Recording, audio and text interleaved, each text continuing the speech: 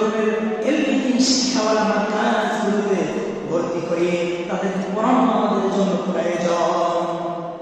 কিয়ামতের ময়দানে সন্তান মায়ের বিরুদ্ধে বিচার দিবে আল্লাহ।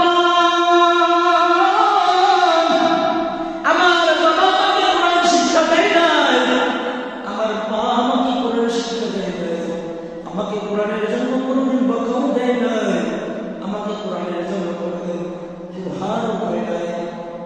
কিয়ামতের ময়দানে স্বামী স্ত্রীর বিরুদ্ধে হয়ে যাবে,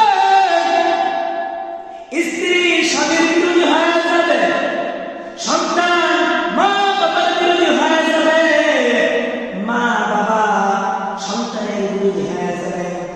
এই জন্য মুসলমান, আপনাদের যে একটা মাদ্রাসা আছে আল কোরআন একাডেমি, এই মাদ্রাসা হলো এলেমের একটা মাদ্রাসা। এই মাদ্রাসা থেকে যদি আপনার সন্তানকে আপনি শিক্ষা গ্রহণ করেন না করেন, এটা আপনার জন্য হতবাক হয়ে যাবে। এই প্রতিষ্ঠানে করেই তবে এমন কিছু না, তবে মনে রাখবেন একটা কথা, আপনার সন্তানকে কিন্তু শিক্ষা দিতেই হবে। এই জন্য যাদের সন্তান এই প্রতিষ্ঠানের কাছে, তাদের সন্তানকে এই প্রতিষ্ঠানে পড়ানো লাজিম হয়ে গেছে। কারণ মুসলমান মনে রাখবেন, প্রতিষ্ঠান নিজ গতিতে চলে একমাত্র আল্লাহর জন্য। এই মসজিদ আল্লাহর, এই মসজিদ আজ পর্যন্ত কেউ দাবি করে নাই, আর যে বান্দা আল্লাহর গোলাম সে কখনো দাবি করেও না। সুতরাং মুসলমান এই মসজিদ যেমন আল্লাহর, ঠিক তদ্রূপভাবে মাদ্রাসা আল্লাহর রাসূলের আদর্শ। আপনার সন্তানাদি আপনি যদি আলেম হতে পারেন না, আপনার সন্তানকে আলেম বানান। আপনার সন্তানকে বানাইতে পারেন নাই, আপনার ভাতিজাকে আপনি আলেম বানান। আপনার ভাতিজাকে আলেম বানাইতে পারেন নাই, পার্শ্ববর্তী এক ভাইকে আপনি ভর্তি করানোর জন্য ব্যবস্থা করে দেন। ভর্তি করানোর জন্য ব্যবস্থার মতো আপনার যোগ্যতা নেই। আপনার একটা ব্যবহার ছিল, আপনার একটা চরিত্র, মানে একটা আদর্শ দিয়ে আপনি তাকে মাদ্রাসায় ভর্তি করানোর জন্য ব্যবস্থা করে দেন।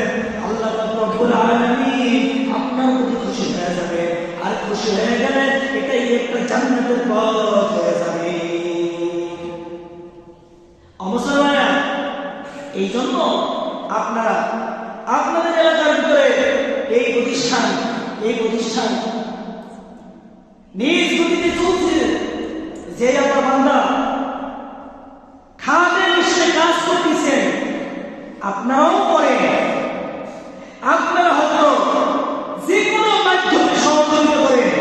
সব কিছু ইবাদতের মূল ক্ষেত্র হলো মসজিদ মাদ্রাসা। ওখান থেকে আলেম থাকে, আর ওই আলেমদের মাধ্যমে ইলম শেখা যায়।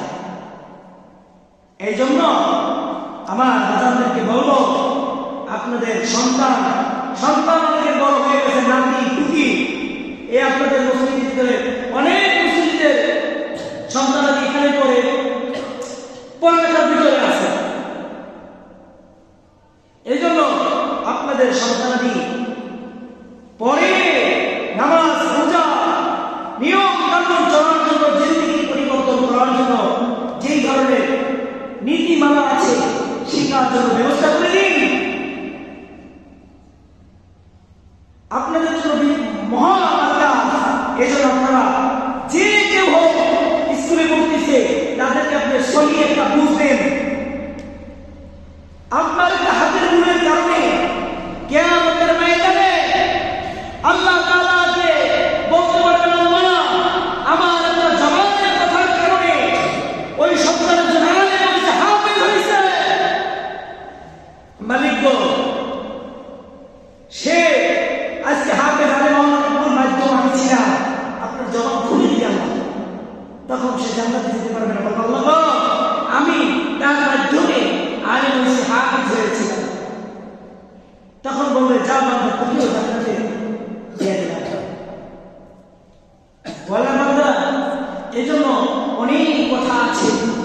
আপনাদের প্রতিষ্ঠান, আপনারা আপনার সন্তানদেরকে কোরআনের হাফেজ বানাবেন, ধারক বাহক বানাবেন। এই প্রতিষ্ঠানের দিন আমরা থাকবো না, এলাকার আলেম ওলামা তারা হামারি করবেন। সুতরাং এই কথাগুলো মানিয়া জিন্দেগি পরিচালনা করার মতো আমাদের আল্লাহ তাআলা তৌফিক দান করুন। সকলে বলেন আল্লাহুম্মা আমিন। আল্লাহ তুমি আমাদের বাজার থেকে কবুল করে নাও, বলেন আমিন। আল্লাহ এখানে যারা আছেন এনাদের অনেকের মায়ের দিক থেকে, বাবার দিক থেকে যারা অন্ধকার কবরে শেষ হয়েছে, তুমি তাদের সকলের কবর আযাব করে মাফ করে দাও, বলেন আমিন। আমার এই বলার আসসালামু আলাইকুম ওয়া রাহমাতুল্লাহ। যারা